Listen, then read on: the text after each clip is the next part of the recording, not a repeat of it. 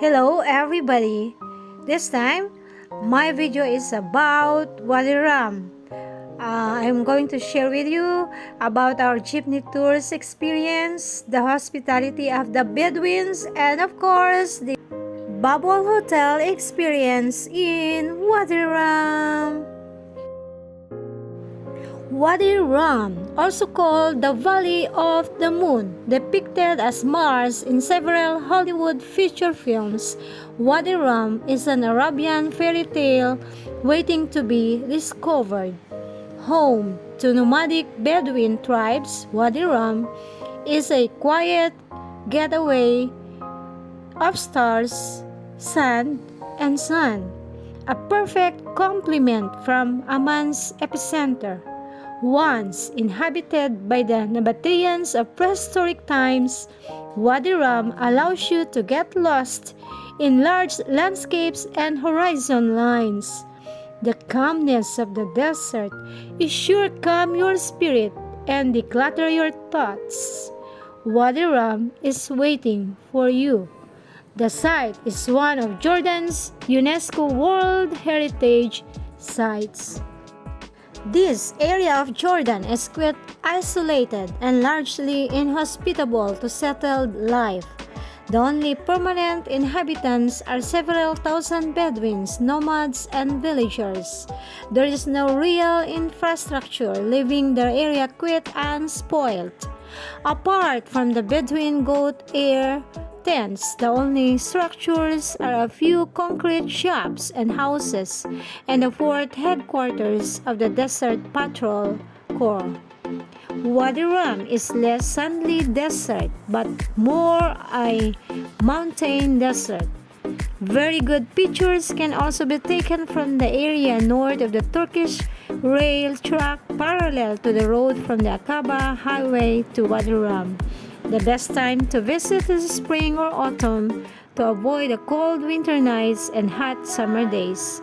Photography is most dramatic in Wadi Rum when it is a little clouded, so you can experience the beautiful game of light and shadow in the desert.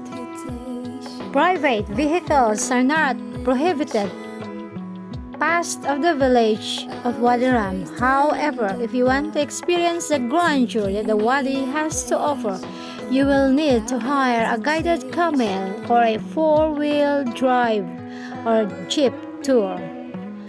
Camels only move at walking pace, so if you are on a short visit, a four-wheel drive will allow a more comprehensive visit. The cost may vary based on the guide, the length of the trip, and your willingness and ability to bargain.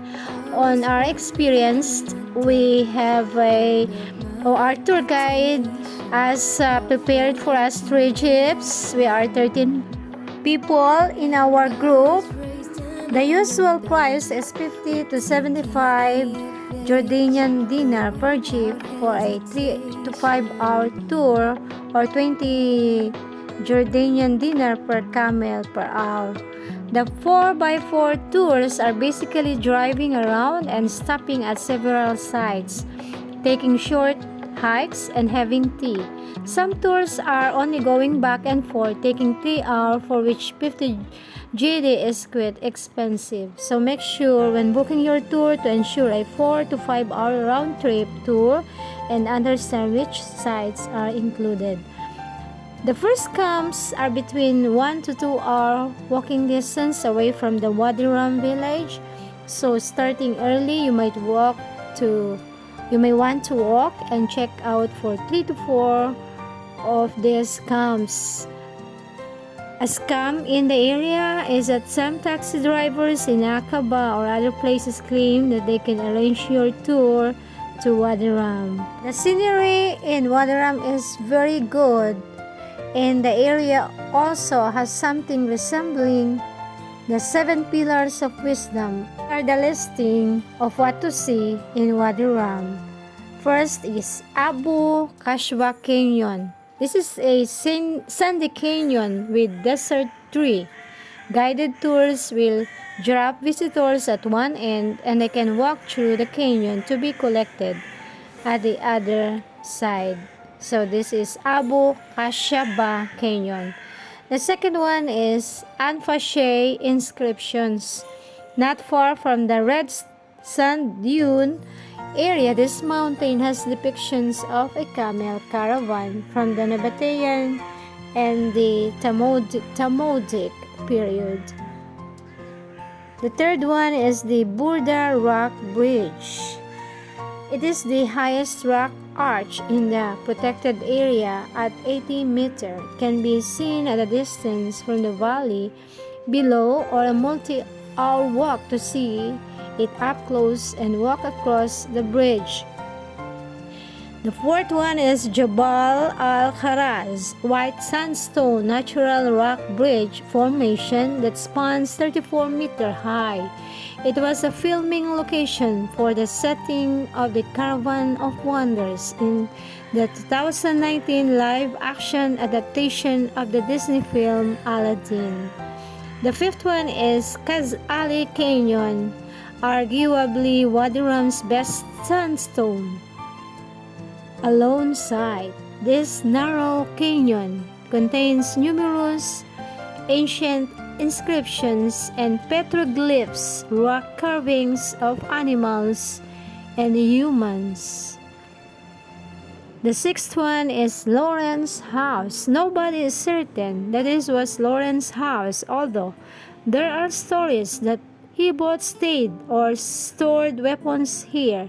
The current structure is built upon the remains of the Nabateans building, however, and it's another beautiful spot in the desert. The house itself is a bunch of rubble, though not very impressive. Climb the rocks beside Lawrence's house for a beautiful viewpoint overlooking the valley below. The Lawrence Spring, 2 kilometers southwest of the village of Rum. The spring is at the top of a short scramble head for the fig tree, although the pool itself is largely unprepossessing, being a stagnant puddle. The view across the desert are truly spectacular. Mushroom Rock, a standalone rock that has eroded at its base to form a mushroom-like shape. Little Bridge, a small rock arch that is the most accessible and easy to ascend with the protected area. Red Sand Dunes. There are various places in Wadi Rum where the white and red sands meet, but the most commonly visited is a dune sloping up alongside a jebel. A bit tough to climb up, great fun to run down. Can be difficult ascending those, use small steps. The 7 Pillars of Wisdom, although most people can only count 5. This is an impressive rock formation near the Visitor Center. It is named after T.E. Lawrence's book, Not Only the Way Around. Fruit Rock Bridge, a 15-meter bridge which is featured in many tours and can be easily scrambled to the top of. Wadi Rum Buble Luxe Hotel, most romantic luxury camping in Jordan for couples. Right next door to the place we stayed is the Wadi Rum Buble Luxe Hotel. This is a high-end Wadi Rum glamping taken up a notch. Each bubble suite includes a bedroom, a separate living room, a private bathroom, and a patio with jacuzzi. In some Wadi Rum desert camps, tents are closely put together, which makes it challenging to get some well-needed privacy. Here, that is not an issue since the tents are spread out. A highlight of the bedroom is its clear roof that allows the guests to do late-night stargazing right from the bed, while the sides of the tent are covered for complete privacy. Breakfast and dinner are included too, so you don't have to worry about getting hungry. The reception area includes a lobby, dining area, and a bar. They have speedy check-in and tell you about various activities that are offered. There's no hard sell and you definitely want to plan something. One of the highlights of traveling in Jordan is experiencing Bedouin hospitality, known as desert dwellers. The Bedouin people are a nomadic tribe of warm, humble, and welcoming people. The Bedouins are experts at adapting to life in the harsh desert conditions and living in the climate. Wadi Rum Desert, a protected desert nature reserve, is home to 6 Bedouin tribes. For travelers that are looking to enjoy authentic Bedouin experiences, there are a variety of campsites to choose from.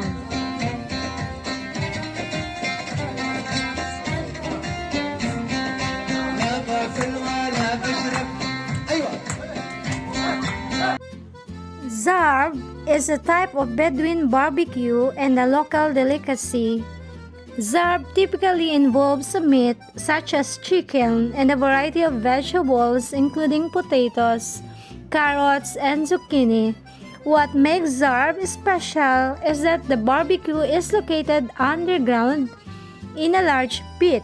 The meats and vegetables are placed on a rack which is lowered below ground over top hot coals.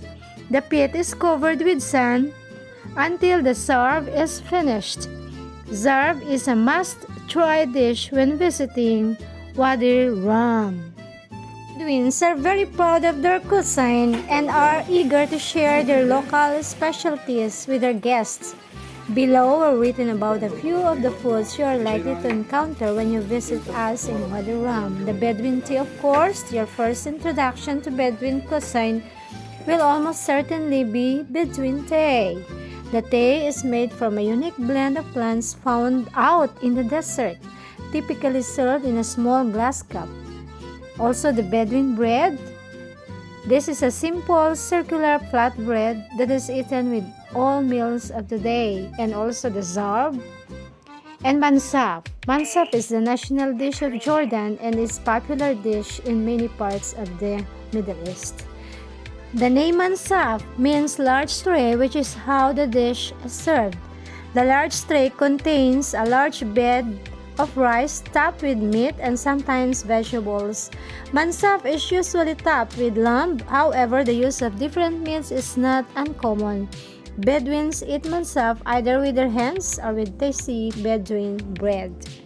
So, what are you waiting for? Come on, let's go to Jordan. Let's visit Wadi Rum, Petra, Aqaba, and some beautiful places there. We're waiting for you there. Thanks for watching my video. Hope you will subscribe and you will like it and share it to your friends. Thank you. God bless. See you on my next video. Hope you like it.